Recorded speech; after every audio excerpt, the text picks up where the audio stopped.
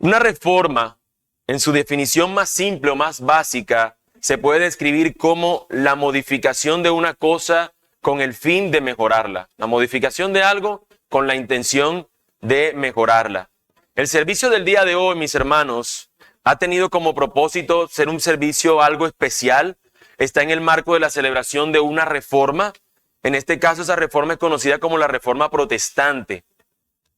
La Reforma Protestante es un evento sumamente importante que se dio en un contexto histórico en particular y que ha sido muy significativo en la vida de la iglesia, como ya tanto mi hermano Juan Camilo al comienzo, como en el inicio de la enseñanza de la escuela dominical de hoy, también el pastor Alejandro nos pudo hablar acerca de ello.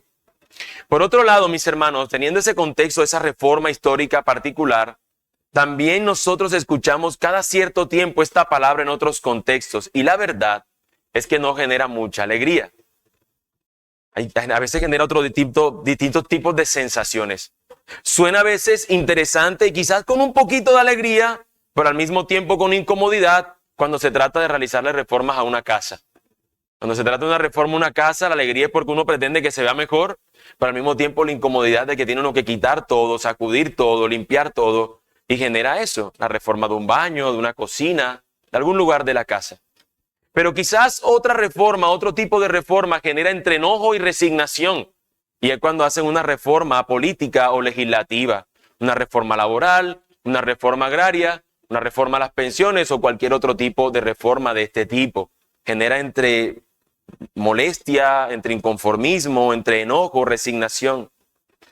Pero lo que yo pretendo, mis hermanos, hablar o exponer ante ustedes en esta mañana, hermanos y amigos que están acá, es una reforma que debe ser un deseo ferviente y con gozo, al menos para cualquier creyente. Y es una reforma de tipo espiritual.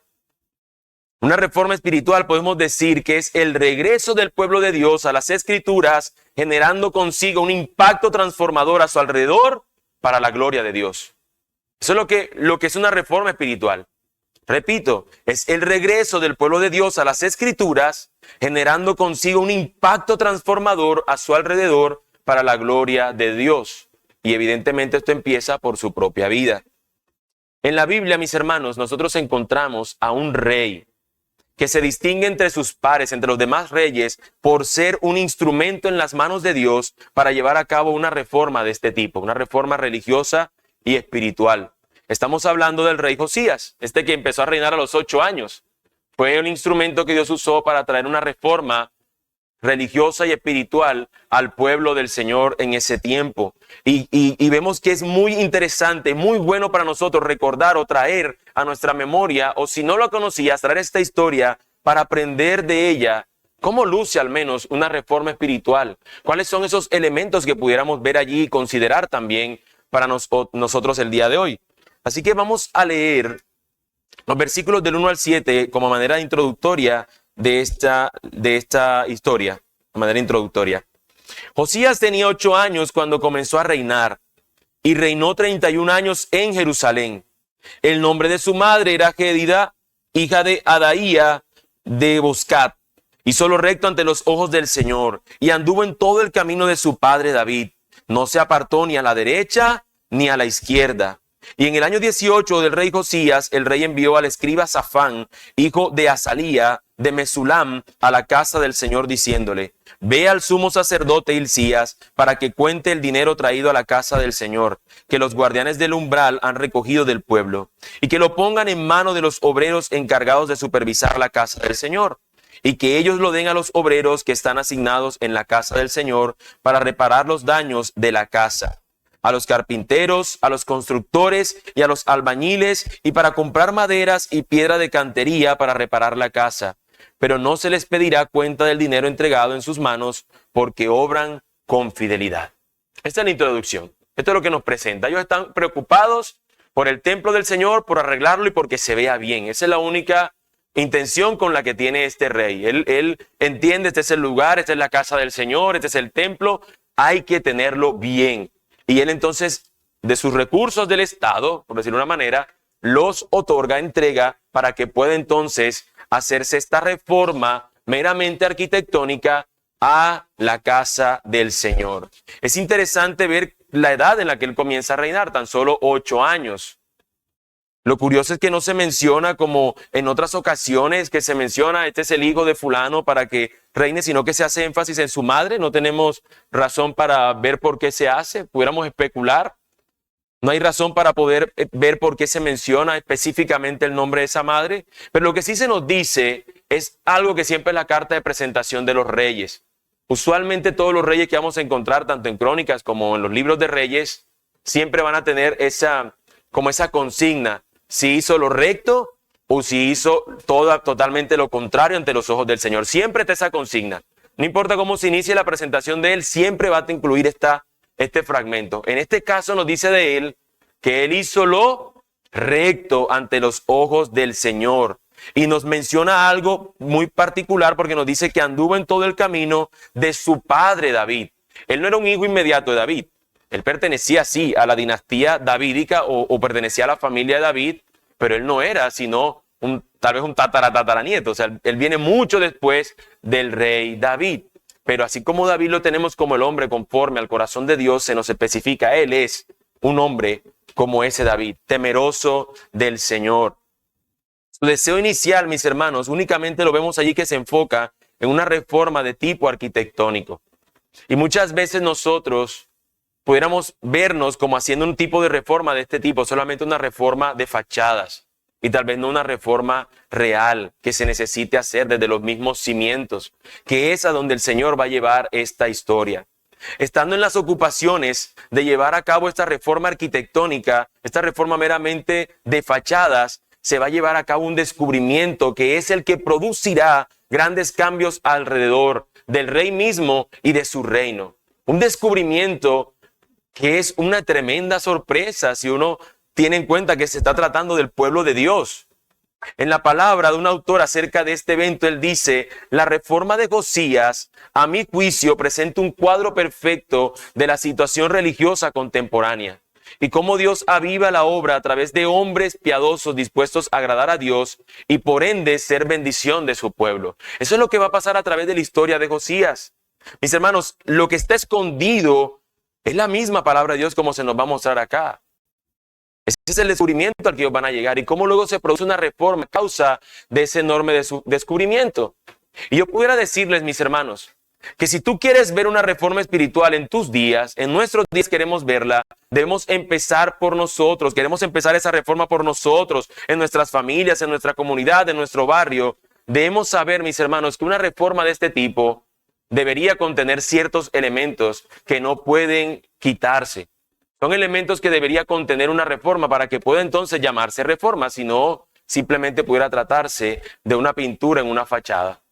Solamente sería algo para quitar un poquito de mugre o para que se vea, tal vez tenga apariencia de algo bueno.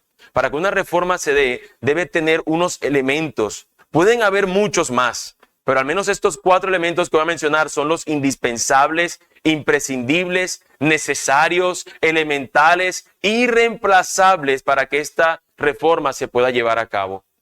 Estos 4 elementos son al mismo tiempo, mis hermanos, los encabezados de esta mañana. Oh, sorpresa. No van a ser 3 encabezados. Hermanos, los números de encabezados no hacen que una predicación sea expositiva o no. Los encabezados son los que tenga que tener el sermón. En este caso, tenemos 4 encabezados en la mañana de hoy, pero quiero que lo veamos como 4 elementos, porque al final nuestro sermón lleva por título los elementos para una reforma espiritual. Así que estos 4 elementos son, el primero, la causa de una reforma espiritual. ¿Qué es lo que es la causa? Que lo veremos de los versículos 8 al 20 del capítulo 22. Es decir, el resto del capítulo 22 nos muestra la causa de la reforma espiritual. El segundo elemento es el instrumento para una reforma espiritual. El capítulo 23, versículos del 1 al 3. El tercer elemento es la evidencia. La reforma debe tener una evidencia, debe ser evidente una reforma. La evidencia de una reforma espiritual. Capítulo 23, versículo del 4 al 20. Y por último, el resultado de una reforma espiritual. Versículos 21 y 23 del capítulo 23. Toda reforma, mis hermanos, toda reforma inicia con un factor que la origina. Debe haber algo que la inicie. Siempre debe haber algo que la cause. Algo que cause que se produzca el deseo de una transformación. Es lo que vemos en este primer elemento. El primer elemento es la causa de una reforma espiritual. De los versículos 8 al 20 del capítulo 22. Este es el elemento fundamental para una reforma espiritual. Y se trata de la palabra de Dios. Sin la palabra de Dios, mi hermano, tú no vas a tener ninguna reforma espiritual. Podrás tener adornos. Podrás tener, no sé, las cosas que ponen para adornar a los lugares. No sé, que hacen como unos adornos allí que se ve bonito. Pero realmente no habrá una transformación real sin la palabra del Señor. Los versículos 8 a 10, mis hermanos, nos muestran ese gran descubrimiento.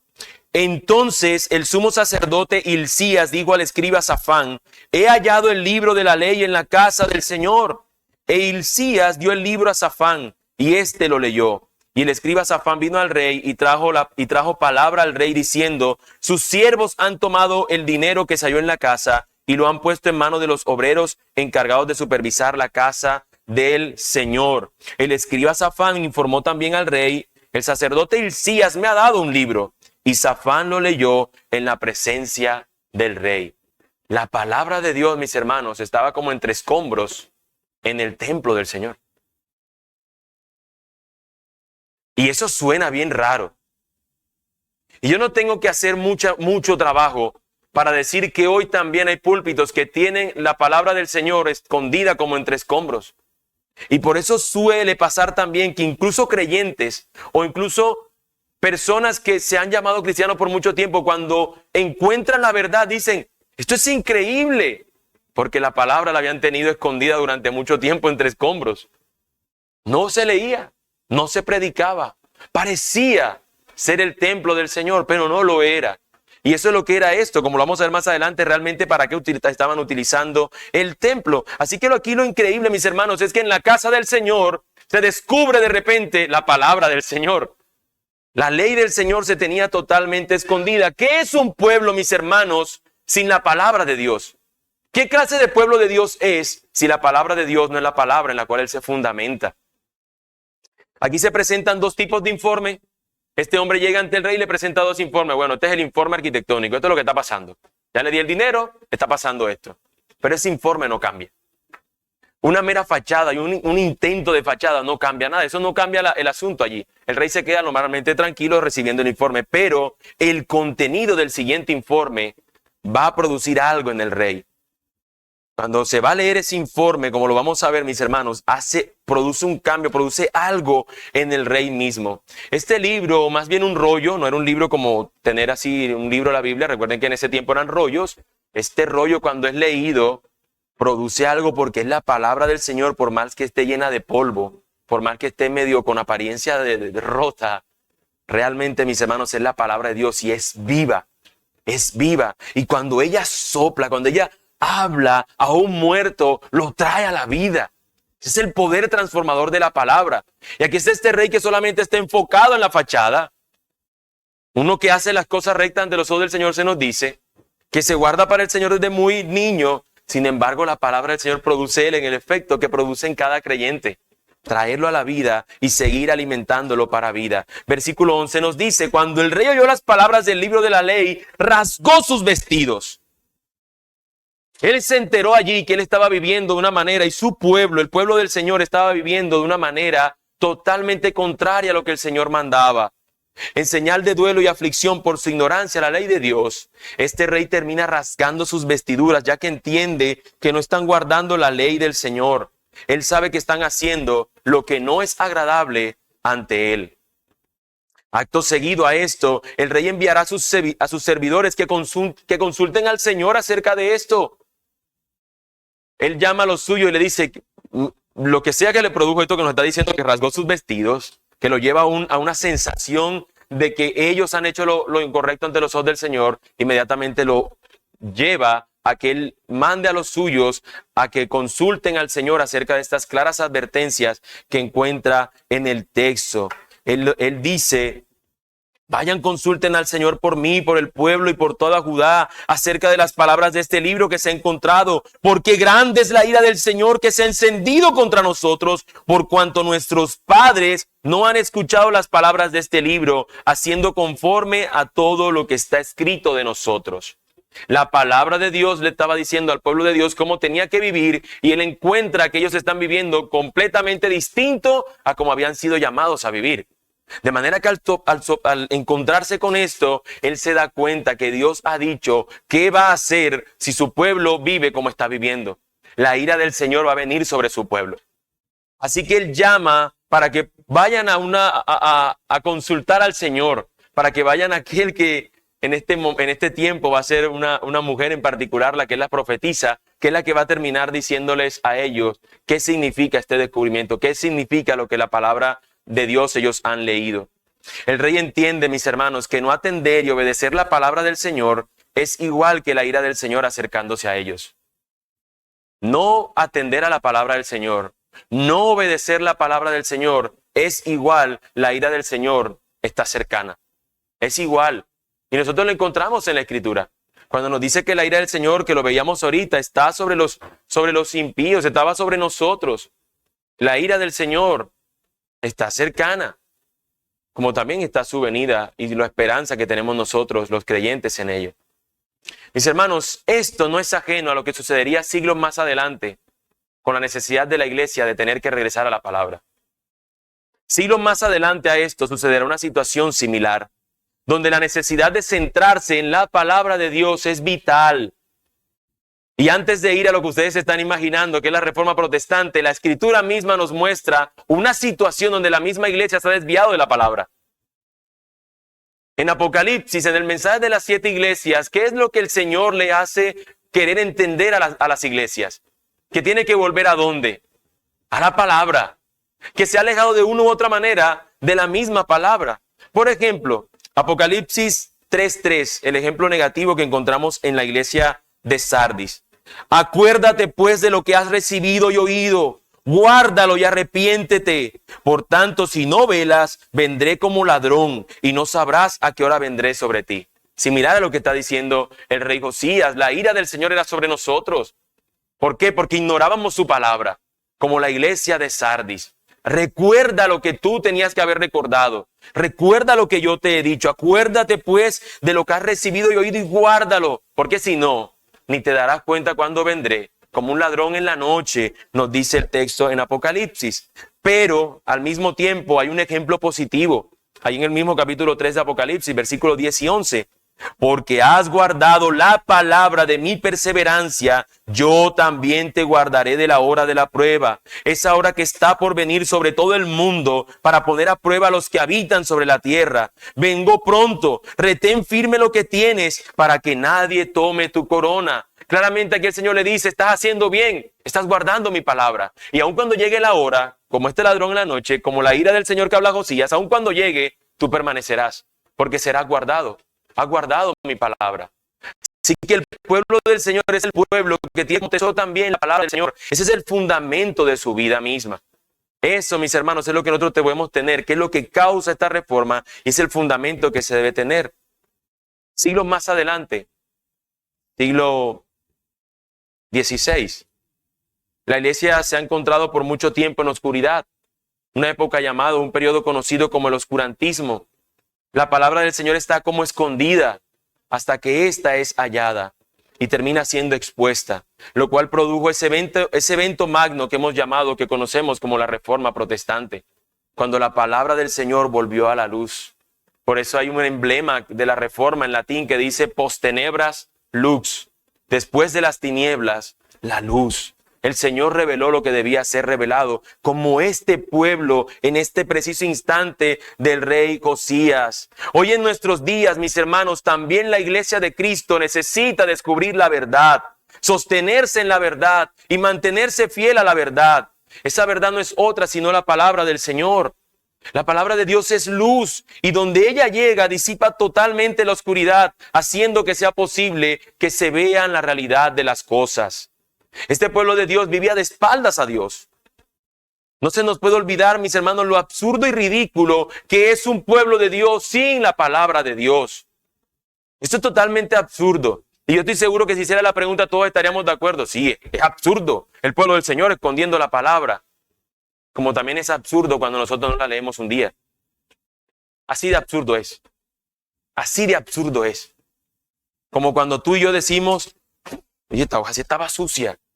Porque así de tiempo tiene la Biblia abierta en la misma página sin consultarla. Así de absurdo luce, mis hermanos.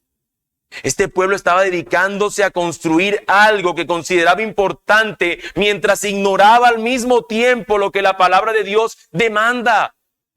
Estaban construyendo algo a su alrededor, poniendo el templo bonito. Y en el mismo templo, mis hermanos, como vamos a ver ahorita, se estaba viviendo un desastre. Permítanme hacerles una pregunta tipo eco. A los que no conocen qué es eco, nosotros nos reunimos usualmente los martes, en otro grupo el miércoles.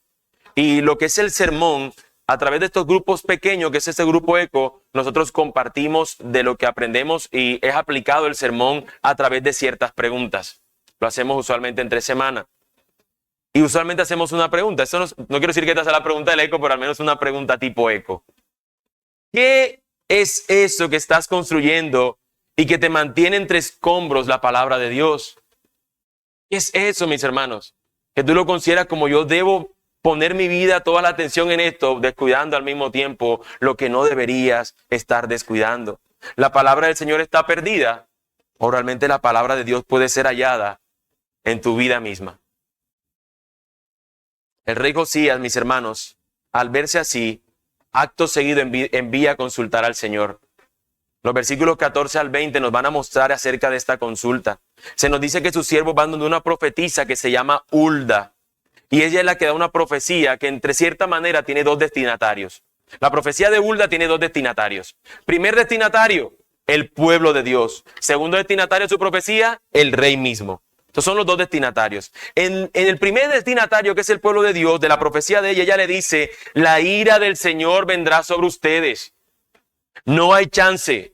Ya el Señor lo ha estipulado. Ustedes han vivido totalmente de cara al Señor, de espalda al Señor, perdón. La ira del Señor vendrá sobre ustedes. Literalmente el texto dice, traerá a Dios mal sobre ellos. Por 2 razones. Porque abandonaron a Dios, y no solamente fue que abandonaron a Dios, sino que se fueron tras otros ídolos. Abandonaron a Dios al despreciarlo, y lo que hicieron fue correr tras ídolos, tal que una cosa que el Señor les había advertido que no hicieran. Que si ellos hacían eso, la ira del Señor vendría sobre ellos, pero ellos lo ignoraron totalmente. Así que ella le dice, ya el Señor lo estipuló y lo determinó. Pero la profecía tiene un segundo destinatario que es el rey Josías, al del cual habla algo que es sumamente interesante y lo voy a leerlo. Así dice el Señor, Dios de Israel, en cuanto a las palabras que has oído. Porque se enterneció tu corazón y te humillaste delante del Señor cuando oíste lo que hablé contra este lugar y contra sus habitantes, que vendrían a ser desolación y maldición, y has rasgado tus vestidos y has llorado delante de mí. Ciertamente te he oído, declara el Señor. Por tanto, te reuniré con tus padres y serás recogido en tu sepultura en paz, y tus ojos no verán todo el mal que yo voy a traer sobre este lugar. Y llevaron las respuestas al rey. Mis hermanos, nosotros diríamos, ¿qué premio le va a dar el Señor a este hombre por este sentimiento que tuvo, por esta buena reacción? Mira que tú te vas a morir y no vas a ver el mal. Tu premio es que te vas a morir. Y eso es bueno. Y eso es bueno. Porque yo veo a Pablo que dice exactamente lo mismo cuando dice, para mí el vivir es Cristo y si muero es ganancia. Él no iba a ver la maldad que iba a venir sobre este pueblo. Él se enterneció. Él, mis hermanos, vivió lo que nosotros como creyentes deberíamos sentir cuando vemos al pueblo impío vivir de la manera como vive. Deberíamos enternecernos en cuanto a lo que la palabra de Dios dice que va a ocurrir a aquellos que no se arrepientan. Y esto es lo que siente este hombre y por eso va a hacer todo lo que tiene que hacer. Mis hermanos, a pesar, porque aquí se nos dice que al rey se le dijo lo que iba a pasar. ¿Sabe qué hizo él? Hizo una reforma espiritual. Aunque él ya sabía que eso no iba a servir de nada porque el Señor igual iba a poner su ira sobre ellos. En toda su vida, él no se rindió, sino que siguió haciéndola. Muchas veces cuando se pregunta, bueno, si Dios sabe quiénes son los elegidos, ¿para qué yo predico? Al contrario, el que entiende por qué Dios eligió a uno, dice, Señor, úsame a mí para encontrarlos. Porque yo no los conozco, tú sí. Guíame donde están. Y este hombre aquí lo que está haciendo es, Señor, úsame como instrumento para llevar a cabo esta reforma, porque lo que vemos es que él, sabiéndolo, con todo y eso va a continuar la historia diciéndonos que él va a producir o va a ser el instrumento para una reforma. La palabra no solo nos muestra la verdad, mis hermanos, sino que ella también vence y sensibiliza hasta el más duro corazón. ¿Quién se imaginaría que de todo un pueblo sería el rey a quien el Señor sensibilizaría su corazón? La Escritura nos muestra que el Señor escogió pastores, que el Señor escogió hombres que estaban en una condición deplorable, distintos tipos de personas. Y en este momento de mayor necesidad, el Señor tomó a quien tenía que haber tomado, al rey. Él es quien ha sensibilizado su corazón por medio de la palabra. La palabra misma, mis hermanos, lleva a ese individuo a ser transformado y al mismo tiempo ser un ente transformador a su alrededor. Básicamente, un hombre transformado por la palabra de Dios es un instrumento que él utiliza para reformar. Y aquí entonces, mis hermanos, nuestro segundo elemento para una reforma espiritual. El instrumento para una reforma espiritual. Ese es nuestro segundo elemento. Versículos del 1 al 3 del capítulo 23. Este, mis hermanos, es el elemento humano. Un hombre con un corazón dispuesto y obediente a la palabra de Dios. Un instrumento no es más que un agente pasivo que sirve para realizar una labor, como una herramienta, que quien realmente la faculta es aquel que la tiene. En este caso es la palabra del Señor la que va a impulsar a este instrumento humano. Se necesita algo que lo sostenga, lo guíe y lo use para que este instrumento pueda cumplir con su tarea. Y esta, en este caso, mis hermanos, es la palabra del Señor. Josías, este rey, sería impulsado por la palabra de Dios, sería un instrumento de Dios para llevar a cabo esta reforma espiritual en su reino.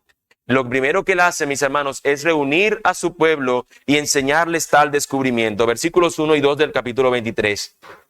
Entonces el rey mandó reunir con él a todos los ancianos de Judá y Jerusalén. Y el rey subió a la casa del Señor y con él todos los hombres de Judá, todos los habitantes de Jerusalén, los sacerdotes, los profetas y todo el pueblo, desde el menor hasta el mayor. Y leyó en su presencia todas las palabras del libro del pacto que había sido hallado en la casa del Señor. Él convoca al pueblo y les enseña la verdad. Les lee lo que tenía que haber ser leído, lo que tenía que haber ser vivido por mucho tiempo. Él le enseña la verdad al pueblo. Y esto es algo que debe tener quien quiera liderar una obra tan necesaria como esta. Él debe llevar a las personas a la palabra de Dios. El rey no los lleva a que vean lo que la palabra de Dios hizo en él y contó su testimonio. A mí me leyeron la palabra y lo primero que yo hice fue rasgar mis vestiduras. Sino que él dice, tomen, esto es lo que dice la palabra. Eso, mis hermanos, es suficiente para transformar incluso a los de alrededor como transformó al rey. Y él sabe que eso es lo que puede hacer. Él convoca a los suyos y los expone a la verdad de la palabra. Y un líder en nuestros días, un instrumento de Dios como este, es responsable, debe estar dispuesto y comprometido a obedecer lo que cree y lo que proclama. De nada nos sirve decir que el evangelio es el poder de Dios para salvar y que tengamos ese poder escondido. De nada nos sirve decir que hemos vivido y que conocemos la luz cuando esa luz la tapamos y la ocultamos. De nada sirve, mis hermanos, ver que nuestras familias necesitan conocer al Señor y no presentarles al Señor para que lo conozcan. De nada nos sirve. El versículo 3 nos dice lo que esta palabra produce en él. Después el rey se puso en pie junto a la columna e hizo pacto delante del Señor de andar en pos del Señor y de guardar sus mandamientos, sus testimonios y sus estatutos con todo su corazón y con toda su alma, para cumplir las palabras de este pacto escritas en este libro. Y todo el pueblo confirmó el pacto. El rey es el que se compromete y el pueblo termina siguiéndole estos pasos. El rey lo que hace es públicamente comprometerse ante el Señor en que Él va a cumplir los mandamientos del Señor. El pueblo a su vez confirma este pacto, pero no es nada más que un seguidor pasivo. Quien está totalmente convencido, quien es un líder de convicciones, es Él. Él está convencido por la palabra del Señor y sabe lo que tiene que hacer este pueblo. Así que lo que hace Él es impulsarlo, como haría un líder transformado por la palabra. El instrumento que Dios usa para esta reforma espiritual no es alguien necio, no es alguien testarudo. Es alguien que tiene la convicción que la palabra de Dios es palabra de Dios y tiene que vivirse. Es alguien que tiene ese convencimiento y con ese convencimiento Él va a guiar a otros a este propósito. Es lo que vemos en este rey, mis hermanos, quien lidera esta reforma por medio de su compromiso a la palabra. Fue lo mismo que nosotros vimos cuando leemos la historia y encontramos un personaje como Martín Lutero, que es la palabra la que lo sostiene y la que lo guía. Es lo que él dice, que no está dispuesto a retractarse, sino que se mantiene en convicciones reales. Es lo mismo que nosotros tendríamos que tener si no se nos demanda cuál es nuestra fe. Es esa misma convicción que tuvo Pedro y Juan cuando frente allí, encarcelados básicamente por el concilio, por este grupo de sacerdotes, le dicen que se retracten, que no sigan diciendo lo que están diciendo. Y ellos les dicen, es menester a nosotros obedecer a Dios antes que obedecer a los hombres. Lo que estaban diciendo es, haga lo que quiera. Esta es mi convicción. Y por mi convicción yo estoy dispuesto a hacer con ella hasta el final. Y por eso encontramos que cuando se nos dice que debemos ser testigos, esa palabra testigo en nuestro lenguaje para que tenga mayor sentido pudiera considerarse como mártires. Los del Señor podían llegarse hasta el extremo y era un martirio, pero ellos se mantenían fieles en su fe. Como un Esteban que está a punto de ser apedreado y él dice lo que están viendo sus ojos. Veo al cielo abrirse y al Hijo de Dios sentado a la diestra del Padre, y eso provocó que le dieran piedra. Esa es la convicción que tiene aquel que encuentra en la palabra de Dios su propia fuente para él basarse en ella. En palabras del doctor Moller en su libro de liderazgo, que pudiera tomarlo para confirmar esto, él dice, no podemos liderar de una manera que sea fiel a Cristo y eficaz para su pueblo si no estamos profundamente comprometidos con la verdad cristiana. No podemos liderar fielmente si primero no creemos fielmente. Así que nosotros como líderes o como instrumento del Señor para una reforma de este tipo, tenemos que creer. Tenemos que creer fielmente en que esta es la palabra del Señor. Mi hermano, hermana, si tu deseo es que se produzca una reforma espiritual en tu casa, en el lugar donde tengas influencia, debe ser la verdad de Dios la que cautive primeramente tu vida. No es sentado o sentada en convicciones pasajeras donde tú podrás ser instrumento para ello. Afirmarse en convicciones humanas, temporales y falsas para querer llevar a cabo una reforma de este tipo es como construir una casa sin su fundamento. Tarde que temprano esa casa caerá, se derrumbará. Pero si en cambio esa casa tiene fundamento, uno sólido como lo es la palabra del Señor, se mantendrá firme ante las eventualidades. Esa debe ser, mis hermanos, nuestra convicción. Este fundamento del que hablo es la palabra de Dios, que actúa en una persona y la transforma hasta convertirla en un instrumento para la obra y gloria de nuestro Dios. Y esto se evidencia en la forma como su entorno entonces empieza a ser transformado. Y es esto lo que nos lleva, mis hermanos, a nuestro tercer elemento, la evidencia de una reforma espiritual. La palabra de Dios fundamento, un instrumento que es transformado por esta palabra, debe producir algo a su alrededor. Así que lo vemos, la evidencia de una reforma espiritual, versículos 4 al 20. Toda reforma, mis hermanos, produce cambios radicales, los cuales se pueden y deben evidenciarse. No hay ninguna reforma que usted diga que no tiene evidencia. Toda reforma debe tener una evidencia. No hay forma de que siga haciendo lo mismo. Entonces, ¿para qué reformaste? ¿Para qué cambiaste algo? Debe tener un cambio, debe evidenciarse. Lo que el rey encuentra que dice la palabra de Dios es que el pueblo le ha despreciado y se ha ido en pos de otros dioses. Y esto era algo que se podía ver en toda la nación. Se habían levantado en todo el pueblo de Dios lugares de adoración para dioses paganos. El pueblo del Dios verdadero, el pueblo del Dios único, el pueblo de nuestro Dios todopoderoso, Dios de Abraham, Isaac y de Jacob, se había ido tras otros dioses.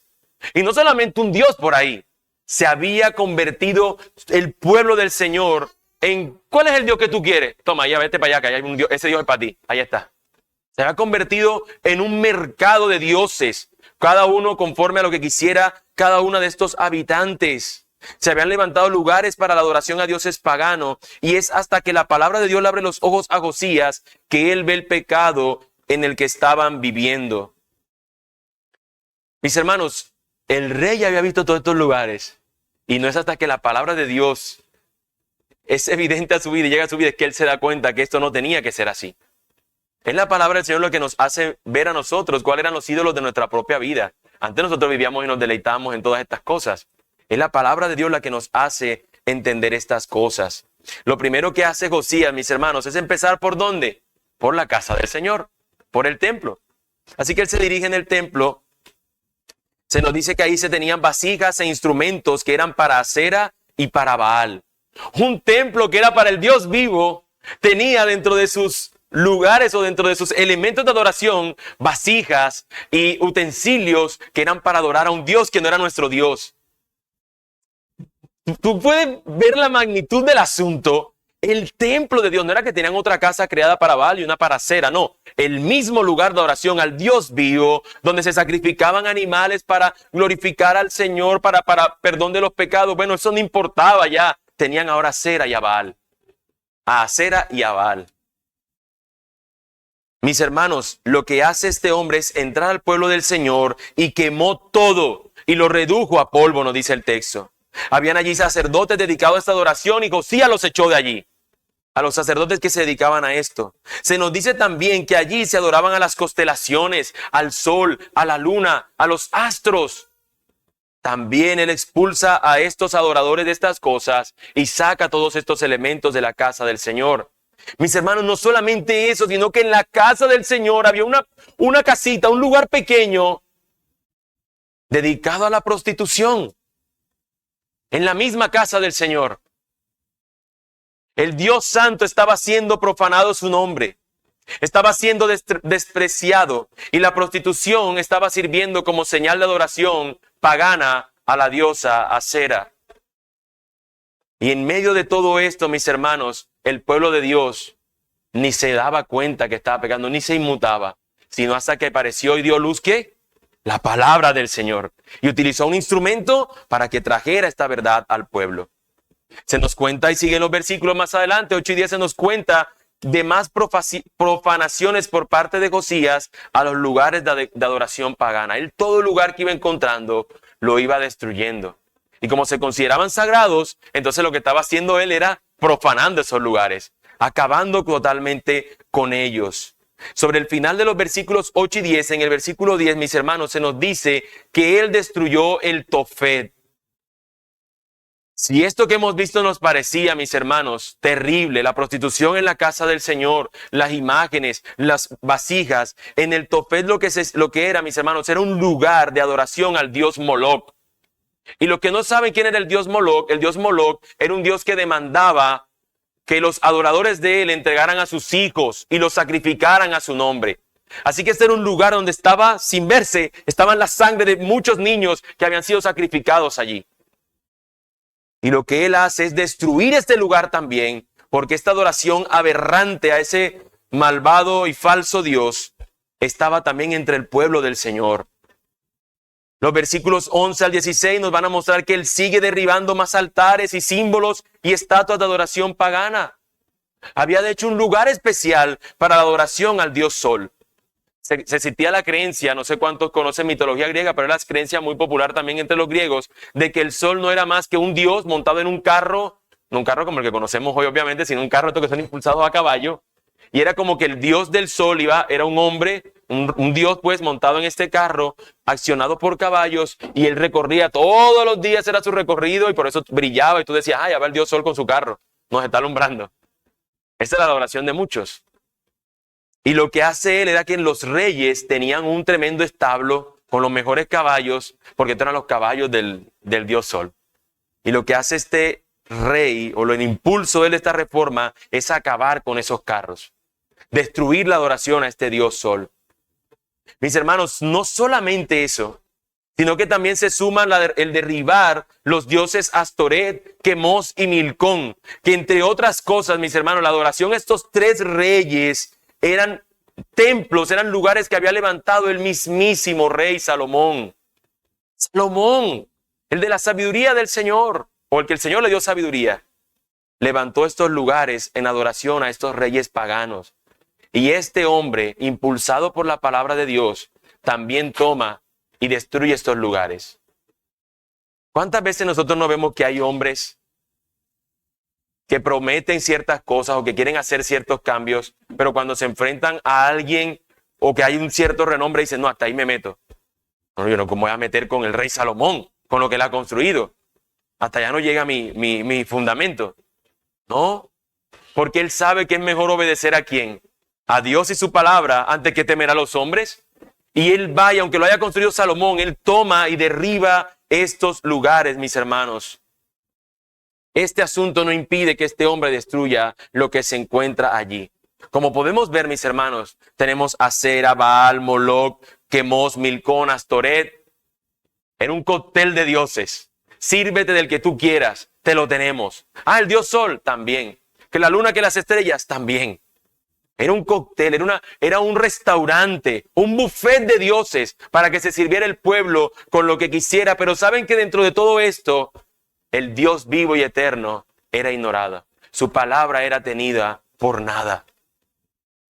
Llegado al versículo 17 y 18 sucede algo sumamente interesante. Él ha derribado todo lo anterior y lo ha reducido a polvo. Pero cuando llega al versículo 17 y 18 sucede algo bastante interesante. Nos dice, entonces dijo, ¿qué monumento es este que veo? Él no podía ver monumento porque él todo lo quería destruir, porque todo altar era levantado para adorar a cualquier dios. Así que él pregunta, ¿qué clase de monumento es este? Y los hombres de la ciudad le dijeron, es el sepulcro del hombre de Dios que vino de Judá y proclamó estas cosas que has hecho contra el altar de Betel. Y él dijo, déjenlo en paz, que nadie moleste sus huesos. Así dejaron sus huesos intactos con los huesos del profeta que vino de Samaria. Mucho tiempo atrás había un profeta que precisamente profetizó acerca de esto. Esta adoración del Señor no deben hacerla, y él dijo, va a venir un rey que va a acabar con esto, y como no le gustó esa profecía, lo mataron. Pero ahí donde lo mataron, hicieron un monumento, pues una tumba allí con una cierta edificación, y cuando él la ve, él dice, ¿qué es esto? No, es la tumba de un rey, de un profeta, que anunció precisamente esto que tú estás haciendo. Así que él dijo, bueno, este monumento no lo destruyan, con este monumento no se metan.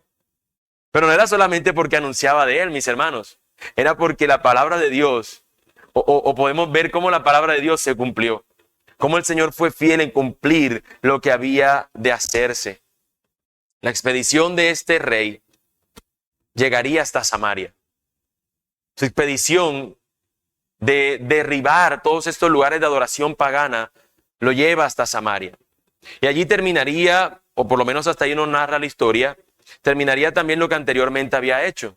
Él termina destruyendo los lugares de culto pagano, pero aquí agrega algo que no sabemos si anteriormente lo había hecho. Al menos solamente se nos había dicho que él había echado a los sacerdotes. En este en particular se nos dice que son asesinados los sacerdotes paganos sobre el mismo altar que ellos usaban de adoración.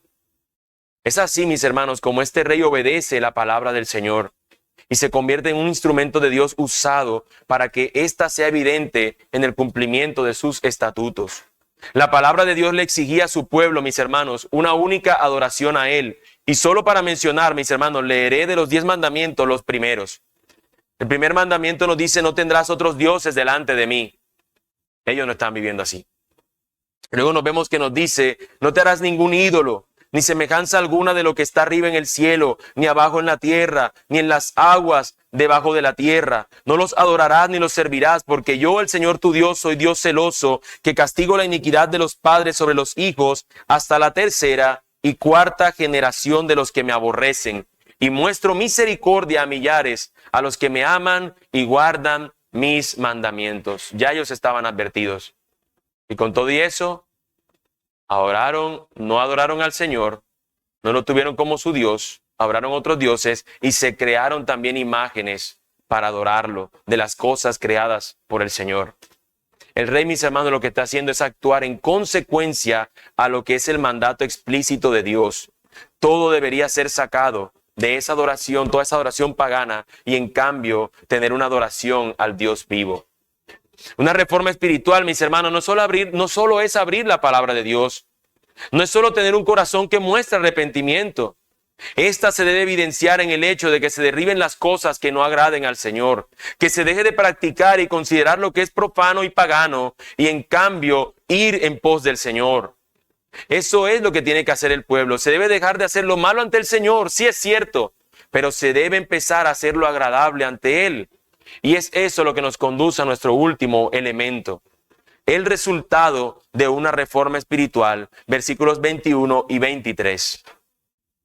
Una reforma no es solo que se deje de practicar lo profano, sino de volverse al Señor. Si lo primero es lo único que ella busca, entonces realmente no se ha hecho una reforma. Se ha hecho un mero cambio moral. Es lo único que se ha hecho.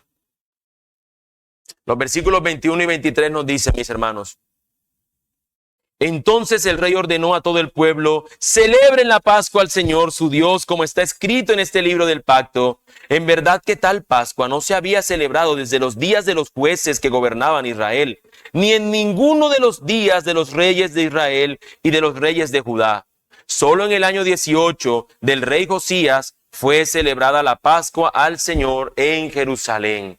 Mis hermanos, este pasaje nos afirma algunas cosas que son necesarias que consideremos en cuanto a este resultado de la reforma. Primero, celebrar la Pascua al Señor su Dios era algo que Él había ordenado. Él le dijo al pueblo que tenían que celebrar. Y lo que Él hace al decir esto es decirle a ustedes, a su pueblo más bien, Él les dice: celebren la Pascua al Señor su Dios, como está escrito en este libro del pacto. Derribando todos estos dioses paganos, ahora Él les señala a ellos y les dice: celebren la Pascua, no celebren lo de otros, celebren la Pascua, celebren lo que tiene que ser celebrado de su Dios. Él es nuestro Dios, Él es su Dios, es lo que les está llevando a ello. Es un cambio en la adoración que hacían. Antes ustedes adoraban a estos dioses, adoren al Dios único y verdadero, al Dios real, al Señor de los ejércitos, al Dios todopoderoso.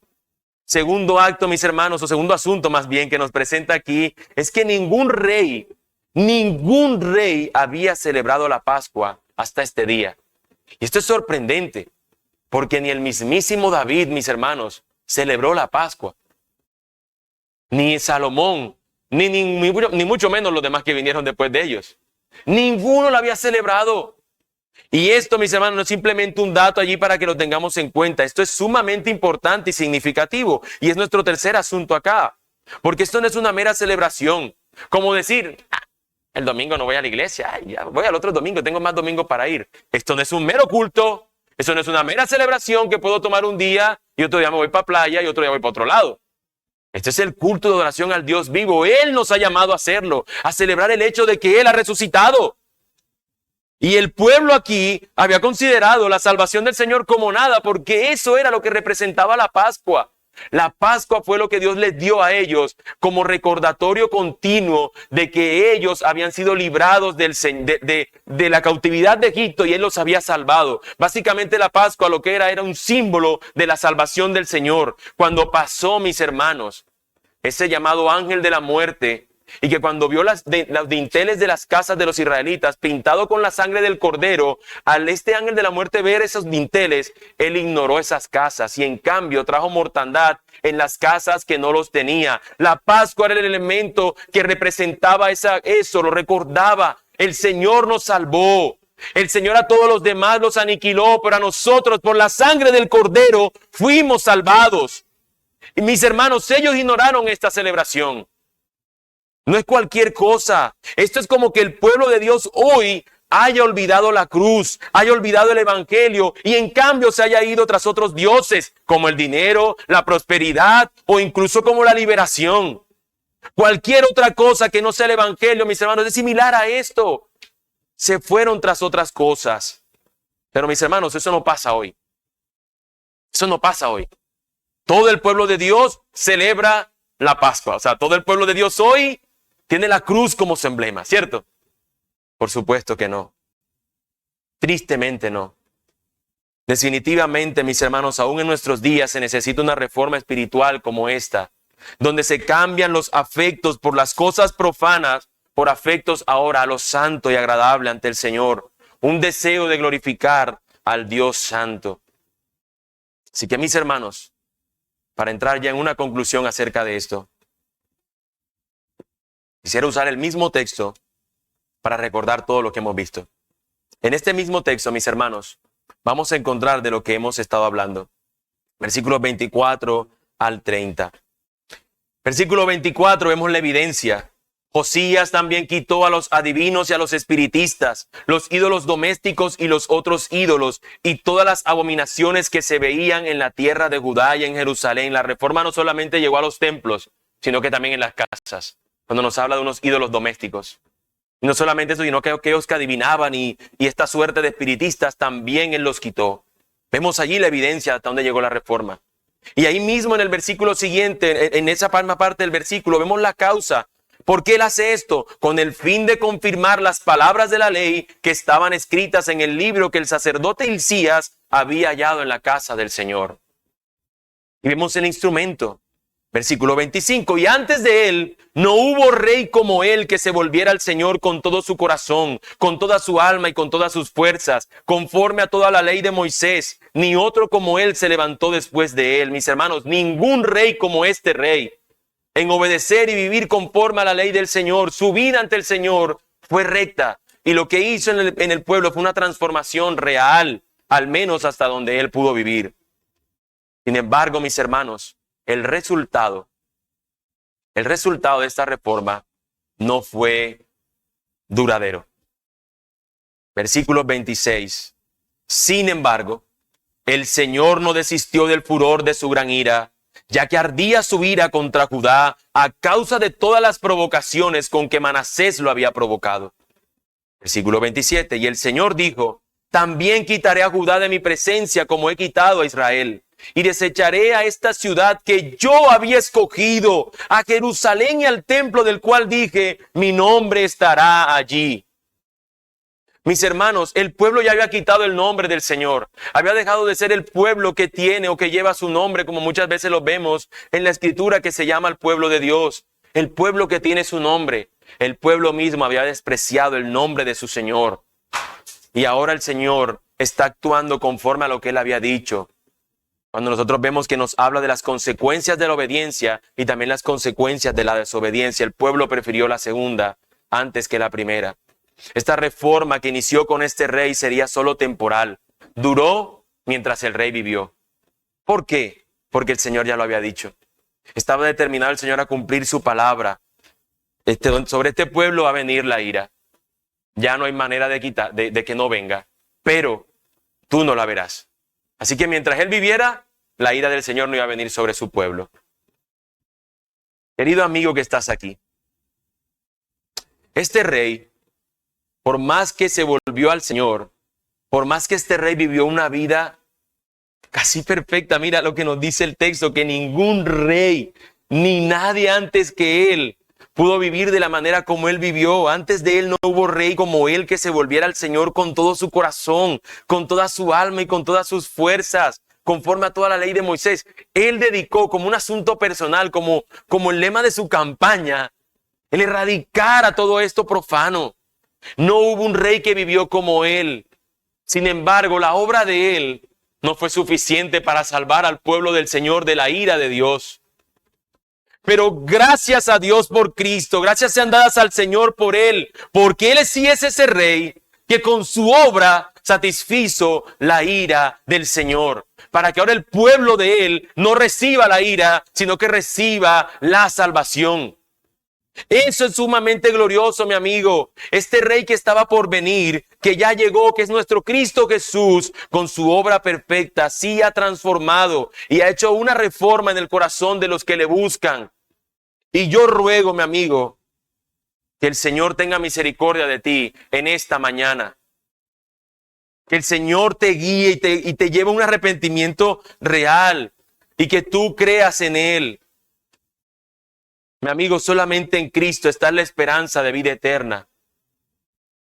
Este rey con todas sus obras no pudo traer salvación a su pueblo. Y créeme, ninguna otra cosa que no sea Cristo te va a salvar. Solamente en Cristo hay salvación.